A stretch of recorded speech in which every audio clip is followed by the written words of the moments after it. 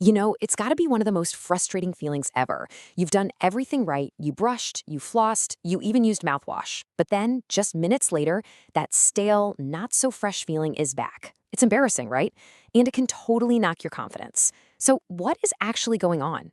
Okay, let's just get right into it. When your oral hygiene is on point, but that bad breath, the technical term is halitosis, still lingers, it usually means the real cause is hiding somewhere a toothbrush just can't reach. So, think of us as detectives. We're going to follow the clues to find these hidden culprits, starting inside the mouth and then going even deeper. So, our first stop on this investigation is the most obvious place, the mouth itself. But here's the thing, the problem is often way more complex than just a few leftover food particles on your teeth. To really get it, we need to look at the actual chemistry of bad breath. All right, let's get a little nerdy for a second. The stuff we actually smell are called volatile sulfur compounds, or VSCs for short.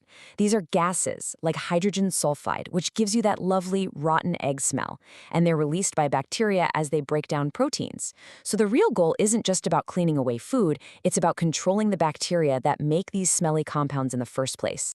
So why isn't brushing always the answer? Well, it helps to think of your mouth as this complex landscape with tons of little hiding spots. The rough surface of your tongue, it's like a shaggy carpet, perfect for trapping bacteria. Gum disease can create these deep pockets that your brush just can't get into. Cavities, they're basically little caves for these microbes to thrive in. And if you have dry mouth, you don't have enough saliva to naturally wash them all away, so they just multiply. So yeah, the vast majority of the time, we're talking 80 to 85% of cases, the problem does start right there in the mouth.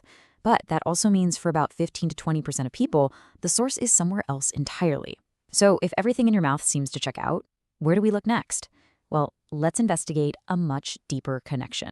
This is where things get really interesting. If you're doing absolutely everything right for your oral health and you're still having issues, it might be time to consider that the problem isn't in your mouth at all. It might actually be coming up from your digestive system. And check this out. This is a really significant statistic.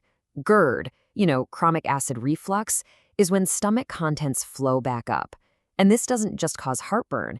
It literally brings acidic, partly digested food and all those odors right back up into your throat and mouth. No wonder it affects the breath of up to 20% of people who have it. And believe it or not, the type of smell can actually be a major clue. The reflux from GERD often has a distinct sour, acidic kind of odor. But another culprit, the H. pylori bacteria, which is linked to stomach ulcers, produces sulfur gases. That gives you that telltale rotten egg smell, which is similar to the VSCs in the mouth, but its origin is much, much deeper. And it doesn't stop there. There's another digestive issue called SIBO, where bacteria basically overgrow in the small intestine. As these bacteria ferment your food, they create gases that have to go somewhere, and often they travel up and out through your breath. So, if your bad breath comes along with other fun things like bloating and gas, bingo, that could be a serious connection to look into. All right, so we've checked the mouth, we've gone deeper into the stomach, but our investigation isn't over yet. There are actually a few other anatomical hideouts where these odor-producing bacteria love to set up shop. Okay, this might be a little weird, but stick with me. Have you ever coughed up these strange little white or yellowish chunks? And they smell awful? It's a bizarre experience for sure, but it's surprisingly common, and it has a very specific cause. Well, you're not alone. Those are tonsil stones. Your tonsils have these little nooks and crannies that can trap all sorts of debris. Over time, that gunk hardens and forms these stones, which are basically little factories for super potent sulfur compounds. And since they're hidden way back in your tonsils, you could have perfectly clean teeth and still have breath that could, well. And let's not forget about one last hiding spot, your sinuses.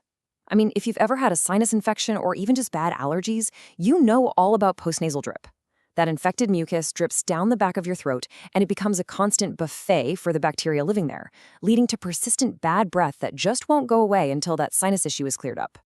Okay, we have followed the clues, we've identified the suspects. Now for the most important part. What on earth do we actually do about it?